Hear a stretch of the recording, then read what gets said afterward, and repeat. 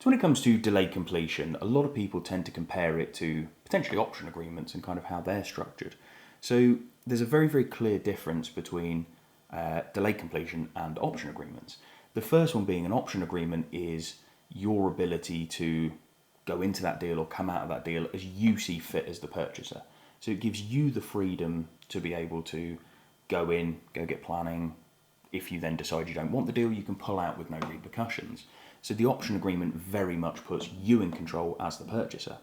When it comes to an exchange with delay completion, and that might be an exchange subject to planning, it might be a delay subject to doing a refurb, whatever it may be, or it may just be that you want a bit of time between exchange and completion, the vendor is always in control. So an exchange firmly puts the vendor in control. They are the one who decides when completion takes place. They are the one that serves notice on you.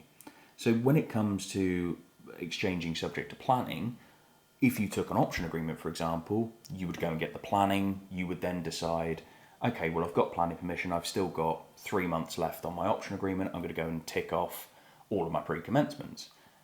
When it comes to the exchange, depending on what you've decided with the vendor, for example, if it is just literally subject to planning, the moment that decision notice comes through, the vendor will serve notice on you. That means you then have 10 days to complete.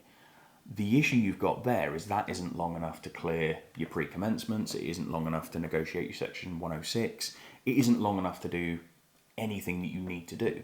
So 10 days puts you under immense pressure, and it isn't long enough for you to then go and get your development finance, etc. So that is the clear difference between delay completion and option agreement. Option agreement puts the purchaser in control.